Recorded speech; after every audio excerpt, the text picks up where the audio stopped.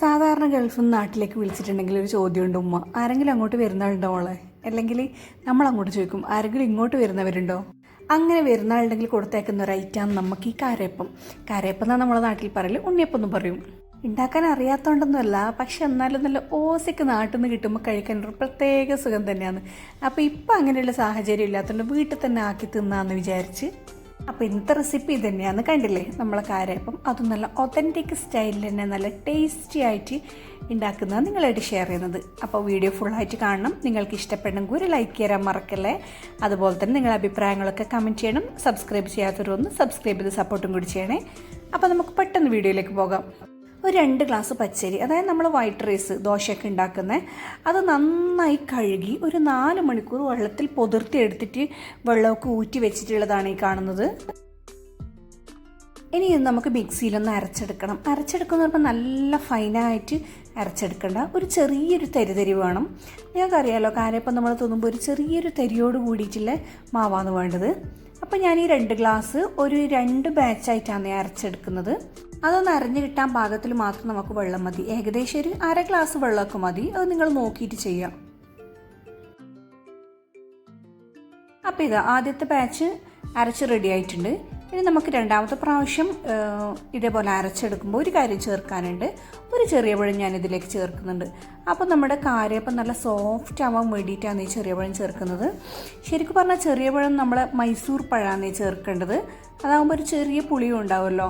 അപ്പം ഞാനിവിടെ ഒന്നേ ചേർക്കുന്നുള്ളൂ. ഒരുപാട് സോഫ്റ്റായിട്ട് ചെയ്യണമെന്നുണ്ടെങ്കിൽ ഒരു 3 4 നിങ്ങൾക്ക് ചേർക്കാം. പക്ഷേ എനിക്ക് കുറച്ച് ഹാർഡായിട്ടുള്ള ആ ഒരു എന്താ പറയുക ഓത്തൻറ്റിക് ആ ഒരു സ്റ്റൈലിൽ കഴിക്കാനാണ് ഇഷ്ടം. ചിലർക്ക് നല്ല സോഫ്റ്റായിട്ട് കഴിക്കാൻ ഇഷ്ടമുണ്ടാവും.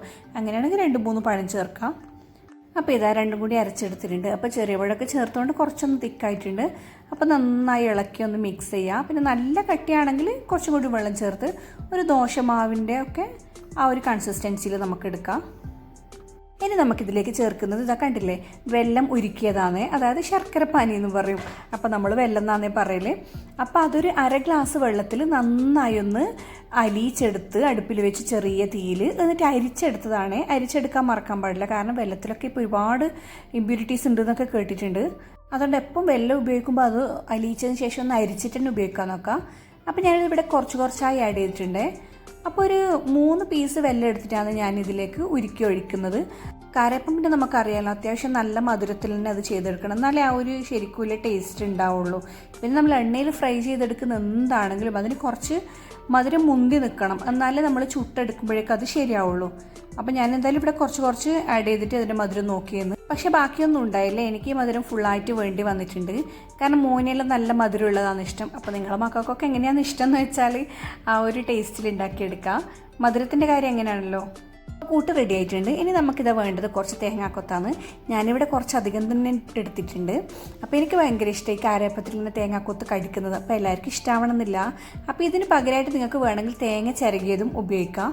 അപ്പോൾ ഞാനിവിടെ കുറച്ചധികം തന്നെ എടുത്തിട്ടുണ്ട്. മക്കൾക്കും ഇഷ്ടം തന്നെയാണ് തേങ്ങാക്കൊത്ത്. നമുക്കിതൊന്ന് വറുത്തെടുക്കണം. നല്ല നെയ്യിൽ ഒരു 2 വലിയ സ്പൂൺ നെയ്യ് ഒഴിച്ചിട്ട് ഈ തേങ്ങാക്കൊത്ത് ഇട്ടിട്ട് നല്ല ഗോൾഡൻ കളറാവുന്നത് വരെ വറുത്ത് കോരിയെടുക്കണത്. തേങ്ങ നെയ്യിലിട്ട് വറുക്കുമ്പോൾ അതിൻ്റെ മണം അറിയാലോ, ഒരു പ്രത്യേക ഒരു മണം തന്നെയാണ്. ആദ്യം ഒന്ന് മീഡിയം ഫ്ലെയിമിലിട്ടിട്ട് നന്നായി ഒന്ന് ഇളക്കി യോജിപ്പിക്കുക. അത് കഴിഞ്ഞിട്ട് പിന്നെ ഒരു ലോ ഫ്ലെയിമിലിടണം, കാരണം കരിഞ്ഞു പോകാൻ പാടില്ല. ഒരു ഗോൾഡൻ കളറ് അത്രയും മതിയാവും നമുക്ക്.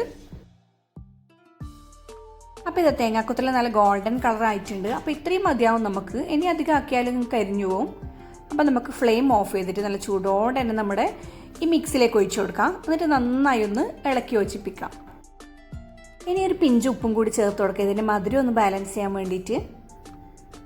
ഒന്ന് മിക്സ് ചെയ്തതിന് ശേഷം ഒരു 1/4 ടീസ്പൂൺ ഏലക്ക പൊടിച്ചതും കൂടി ചേർത്ത് കൊടുക്കാം. നന്നായി ഒന്ന് ഇളക്കി മിക്സ് ചെയ്യാം. അപ്പോൾ ഇത്രയും ആയാൽ നമുക്ക് നമ്മളെ കാരേപ്പത്തിനുള്ള കൂട്ട് റെഡി ആയിട്ടുണ്ട്. ഇനി നമുക്കിതുപോലെ ഒന്ന് അടച്ചു വെക്കണം. ഞാൻ ക്ലീൻ ഫോയിൽ വെച്ചിട്ടൊന്ന് ടൈറ്റായിട്ട് അടച്ചിട്ടുണ്ട്.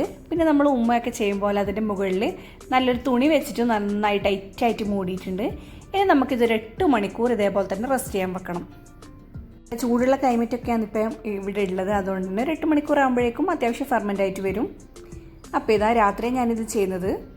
അപ്പോൾ ഇനി ലൈറ്റ് ഓഫ് ചെയ്ത് ഇനി 8 മണിക്കൂർ കഴിഞ്ഞ് കാണാം. അപ്പോൾ ഇതാ നമ്മുടെ കാരേപ്പത്തിൻ്റെ മിക്സെല്ലാം ഇവിടെ ഫെർമെൻ്റായി വന്നിട്ടുണ്ടാവണം അത്യാവശ്യം. അപ്പോൾ രാവിലെ തന്നെ എണീച്ചിട്ട് എന്നോട് മോൻ പറയുന്നു, ഉമ്മ കാരേപ്പായിട്ടുണ്ടോ എന്നൊക്കെ. കാരേപ്പായി ഞാൻ പറഞ്ഞു, കാരേപ്പ് അങ്ങനെ ആവില്ല മോൻ, ഇത് ചുട്ടെടുക്കാൻ എൻ്റെ അത്ര. അപ്പം മോൻ്റെ ഭയങ്കര ഫേവറേറ്റ് സാധനമാണ് ഇത്. അപ്പോൾ അതുകൊണ്ട് തന്നെ ഇതിന് ഇറങ്ങിയതും. അപ്പോൾ ഇതാ അത്യാവശ്യം ഫെർമെൻ്റായി വന്നിട്ടുണ്ട്.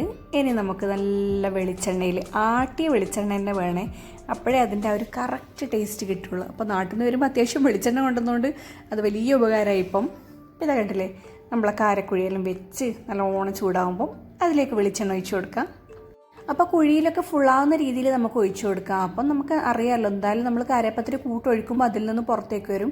പക്ഷേ എണ്ണ പുറത്തേക്കൊന്നും വരില്ല കേട്ടോ, നമുക്കറിയില്ല ഇതിൻ്റെ വക്കുള്ളതാണ് ഇതുള്ളത്. അതുപോലെ തന്നെ എല്ലാ കാരക്കുഴിക്കും ഇതേപോലെ വക്കുണ്ടാവും. അപ്പം അതിൻ്റെ പുറത്തേക്ക് വന്നാലും തുളുമ്പിയിട്ട് പുറത്തേക്കൊന്നും വരില്ല.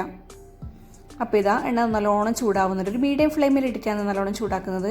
പിന്നെ അതുപോലെ തന്നെ ഈ കാരപ്പ ചട്ടി, ഇത് ഒരു ഇരുമ്പിൻ്റെതാണ്. അതുപോലെ തന്നെ നമുക്കിപ്പോൾ ഇഷ്ടംപോലെ അവൈലബിൾ ആണ്. ഗൾഫിലാണെങ്കിൽ മിക്കവാറും എല്ലായിടത്തും നോൺ സ്റ്റിക്ക് ആയിരിക്കും ഉണ്ടാവില്ല. അപ്പോൾ നോൺ സ്റ്റിക്കിനേക്കാൾ ബെറ്റർ ഇതേപോലെ ഇരുമ്പിൻ്റെ ചട്ടിയാണ്. ഇരുമ്പിൻ്റെ ചട്ടി ഉണ്ടെങ്കിൽ അതന്നെ ഉപയോഗിക്കാം. നോൺ സ്റ്റിക്ക് ആകുമ്പോൾ പെട്ടെന്ന് വെന്ത് കഴിഞ്ഞാൽ ഫ്ലിപ്പായി പോവും. അപ്പോൾ ഇതാ ഓരോന്നോരോന്നായിട്ട് ഒഴിച്ചു കൊടുക്കുകയെന്ന്. ഒഴിച്ച് നന്നായി വെന്തിട്ട് ഒരു 2-3 മിനിറ്റ് കഴിയുമ്പോൾ നമുക്ക് ജസ്റ്റ് ഒന്ന് തിരിച്ചിട്ട് കൊടുക്കാം. അപ്പോൾ അധികം ഒരുപാടങ്ങ് കടന്ന് വേവൊന്നും വേണ്ട. നമുക്കതിൻ്റെ പാകം മനസ്സിലാവും. അതിൻ്റെ സൈഡൊക്കെ നല്ലോണം എന്താ പറയുക വെന്ത് വക്കലിങ്ങനെ ക്ലിയർ ആകുമ്പോൾ തന്നെ നമുക്കത് കോരിയെടുക്കാം. അപ്പോൾ കാരേപ്പൻ ചുടുന്നുണ്ടാവും നിങ്ങളെല്ലാം. എന്നാലും അടുത്ത കാലത്തൊന്നും കാരേപ്പൻ ചുട്ടിട്ടില്ലെങ്കിൽ ഇതേ ഒരു സ്റ്റൈലിൽ ചെയ്ത് നോക്കാം. നല്ല പെർഫെക്റ്റ് ആയിട്ടുള്ള കാരേപ്പൻ തന്നെ നിങ്ങൾക്ക് കിട്ടും. എല്ലാ ഫുഡ് ഐറ്റംസും പെണ്ണുങ്ങൾക്ക് ഓൾമോസ്റ്റ് എല്ലാം അറിയുന്നതാണ്. പക്ഷെ നമ്മൾ ആരെങ്കിലും ഇങ്ങനെ ചുടുന്നത് കാണുമ്പോൾ അത് പെട്ടെന്നൊരാഗ്രഹം തോന്നല്, കുറേ നാളായല്ലോ കാരേപ്പൻ തിന്നിട്ട്. അപ്പം കുറേ നാളായിട്ടുണ്ടെങ്കിൽ ഒന്ന് ട്രൈ ചെയ്യാം. എന്തായാലും ഇതൊരു സൂപ്പർ ടേസ്റ്റി കാരേപ്പം തന്നെയാണ് നമ്മുടെ നാട്ടിൽ നിന്നെല്ലാം കൊണ്ടുവരുമ്പോൾ തന്നെ. അപ്പോൾ ചില ഫുഡ് ഐറ്റംസ് നമുക്ക് അങ്ങനെയാണ്. ഇപ്പോൾ ന്യൂ ജനറേഷൻ ആൾക്കാരെല്ലാം വിചാരിക്കും അതൊന്നും നമുക്കാവില്ല, അതിൽ ഉമ്മ ചുട്ടേറേണ്ടതാണ് അല്ലെങ്കിൽ ഉമ്മുമ്മ ചുട്ടേറേണ്ടതാണെന്ന് വിചാരിച്ച് നമ്മൾ മാറിയേക്കും. ഒന്നുമില്ല, നമ്മളൊന്നും ട്രൈ ചെയ്താൽ നമുക്ക് തന്നെ അത് ചെയ്തെടുക്കാൻ പറ്റുന്നേ ഇല്ല. അവരെ ബുദ്ധിമുട്ടിക്കൊന്നും വേണ്ട. പ്രത്യേകിച്ച് ഇത് ഗൾഫിലൊക്കെ ഉള്ള ഫാമിലീസ് ആണെങ്കിൽ നാട്ടിൽ നിന്നൊന്നും ഇനി ആരും വരുമൊന്നുമില്ല. അപ്പോൾ ഇതുപോലുള്ള ഓതൻറ്റിക് ഫുഡൊക്കെ നമ്മൾ തന്നെ ഉണ്ടാക്കി തിന്നേണ്ടി വരും. ഇതാ കണ്ടില്ലേ, ഇത്രയേ ഉള്ളൂ കാര്യം. ഇപ്പം നമുക്ക് അടുപ്പിലൊന്നും ഉണ്ടാക്കണ്ടില്ല, ഇതുപോലെ ഗ്യാസ് അടുപ്പിലൊക്കെ ഉണ്ടാക്കി പെട്ടെന്ന് റെഡിയാക്കാൻ പറ്റും. അപ്പോൾ ഇത് നമ്മൾ അടിപൊളി കാരേപ്പൽ റെഡിയായി വരുന്നുണ്ട്. ഇനി നമുക്ക് കോരി ഇടാം. നമ്മൾ ഉണ്ടാക്കിയിട്ട് ചൂടോടെ അല്ലല്ലോ ഈ കാരേപ്പം കഴിക്കില്ല. എനിക്കൊക്കെ ഭയങ്കര ഇഷ്ടം പിറ്റേ ദിവസം കഴിക്കാനാണ്. അപ്പോൾ ഒരു പ്രത്യേക ടേസ്റ്റ് തന്നെയായിരിക്കും. ഫ്രിഡ്ജിലൊന്നും വെക്കേണ്ട ആവശ്യമില്ല. നമുക്കിങ്ങനെ ബോക്സിലാക്കിയിട്ട് പുറത്തുതന്നെ വെച്ചാൽ തന്നെ ഒരു 2-3 ദിവസമൊക്കെ പോവും. അപ്പോൾ ഒരുപാട് സോഫ്റ്റ് ആയത് എനിക്കിഷ്ടമല്ല, കുറച്ചൊരു ഹാർഡായിട്ടില്ല ആ ഒരു ടൈപ്പാണ് ഇഷ്ടം. അപ്പോൾ ഞാൻ അങ്ങനെയാണ് വേവിച്ചെടുക്കുന്നത് ഇപ്പം. അപ്പോൾ ഇതാ എല്ലാം ഇങ്ങനെ ചുട്ടെടുക്കുക ബാക്കിയുള്ളതൊക്കെ. അപ്പോൾ അതിൻ്റെ ഇടയിൽ എണ്ണ കുറഞ്ഞു പോയിട്ടുണ്ടെങ്കിൽ നമുക്കൊന്ന് എണ്ണ ഒഴിച്ചു കൊടുക്കുക ഇതിലേക്ക്. എന്നിട്ട് ബാക്കിയുള്ളത് പെട്ടെന്ന് തന്നെ റെഡിയാക്കി എടുക്കാം. അപ്പോൾ ഇത്രയേ ഉള്ളൂ കാരേപ്പൻ ചൂടാൻ.